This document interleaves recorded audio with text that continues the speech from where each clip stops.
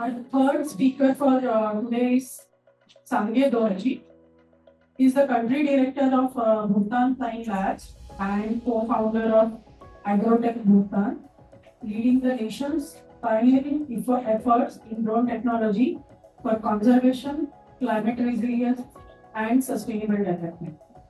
His company applies drones for topographic surveys, climate resilience planning, digital twins, environmental monitoring, surveillance, precision farming, and engineering solutions, while also innovating UAV technologies for Bhutan's rugged Himalayan terrain.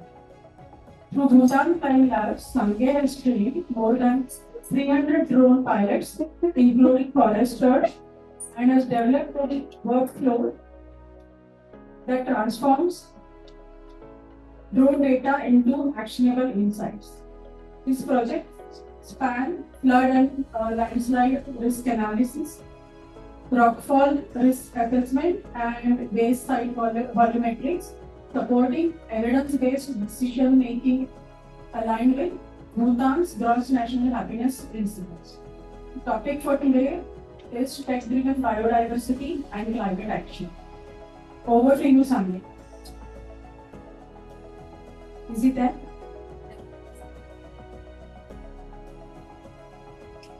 Hello everyone.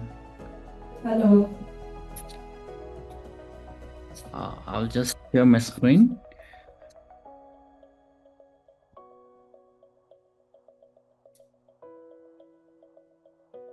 Is my screen visible now? Yes. Yes.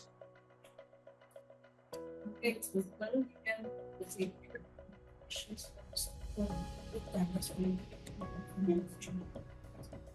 Sangay, can you hear us? Yes. Is my screen visible now? Yes, you are with yours. Good afternoon. I'm Sangay, representing Bhutan Flying Labs and Aero-TECH Bhutan. Today, I'm going to walk you all through the journey where wild tech meets gross national happiness. It's not just a phrase, it's a reality that we, the Bhutanese, are living in. I'll share how drones, AI, and digital innovation are helping us conserve wild landscape and build climate resilience while staying rooted in our values. In other words, how technology and tradition can work together. Bhutan, the Himalayan kingdom, it's pretty small but very, very unique. I'm proud to share that we are the world's only carbon negative country. More than 70% of our country is under forest cover, protected and mandated by our constitution. Our development is guided by the principle of gross national happiness. We call it GNH. Unlike gross domestic product, it does not measure how fast we grow, but how well we live in. One of the 4 pillars of GNH is environmental conservation, which makes conservation not optional but very essential. Guided by the vision and wisdom of His Majesty the King, Bhutan continues to place environment care at the heart of its national identity, ensuring progress never comes at the cost of nature. Even with this foundation, climate change is pressing hard. It's out to share that our glaciers are melting at faster rate. Floods and biodiversity loss are testing our testimony in terms of resilience, and that is where the wild tech comes into the story. So why does wild tech matters to us? It is pretty simple. Because the risks are accelerating. Our glaciers are melting at the faster rate, and rainfall are less predictable. Wildlife is moving closer to villages. Traditional methods are valuable, but they are no longer enough now. Technology gives us speed, precision, and foresight. It allows us to act before disaster strikes and to plan conservation with evidence rather than assumptions. That is the difference between being reactive and being resilient.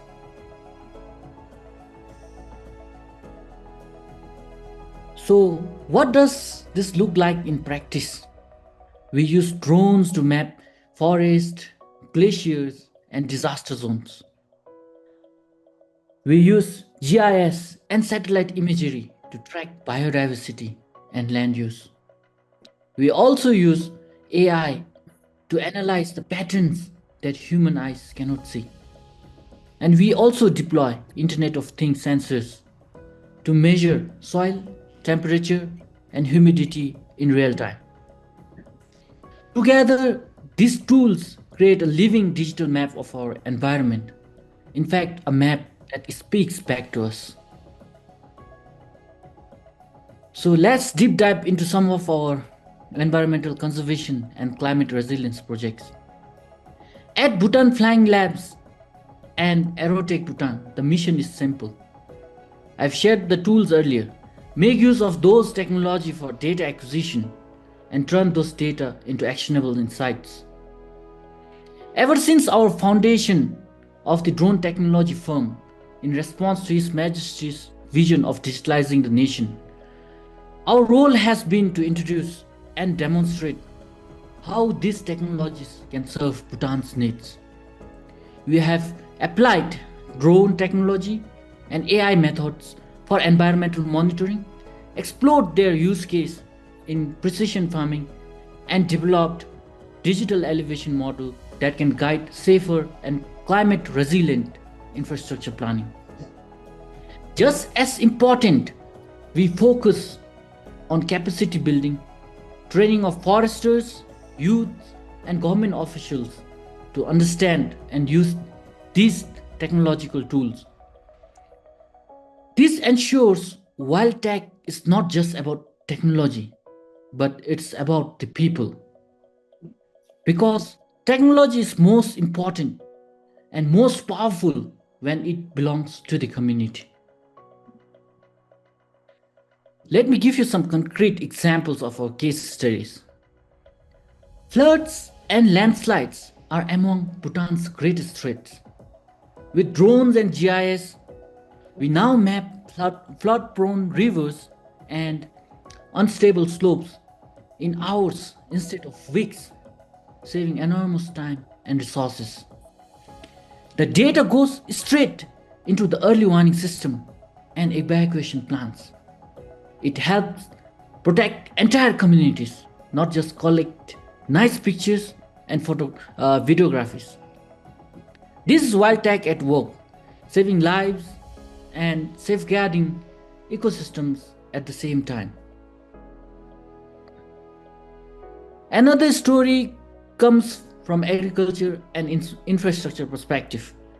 Farmers in Bhutan face erratic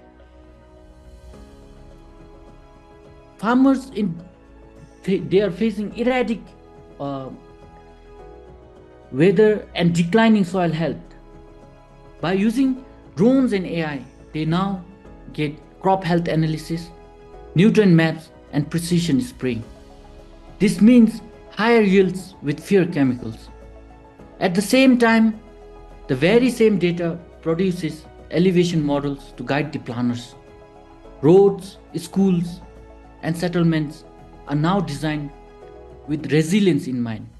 One dataset with multiple benefits, from food security to infrastructure safety. And the frontier of these technologies is expanding with endless possibilities. Using artificial intelligence to track wildlife migration, IoT sensors to monitor microclimates, and predictive models to guide national policies for environment protection and the conservation. The impact is cross-sectoral. Agriculture, disaster management, biodiversity, survey, infrastructure, geology, and mining. That is the real promise of wild tech, I believe. Not a gadget here and there, but a system that strengthens resilience everywhere. And this is where the story becomes uniquely Bhutanese. Wild tech is not just about efficiency or data. It aligns with our development philosophy, the principle of gross national happiness.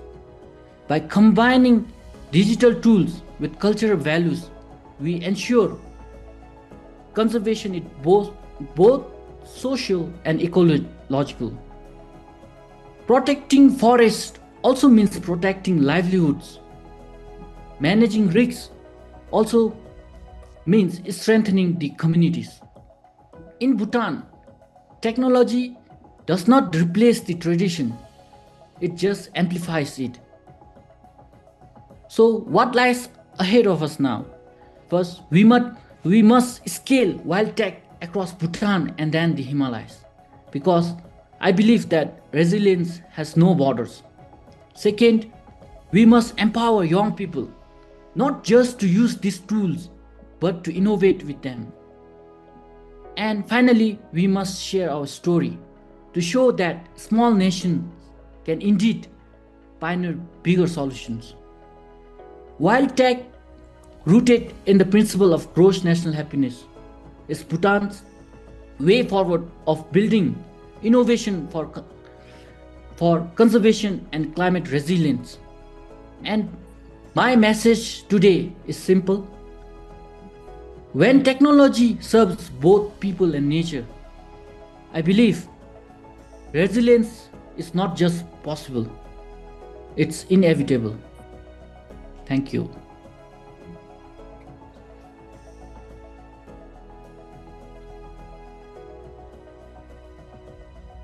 Thank you very much, Sangay.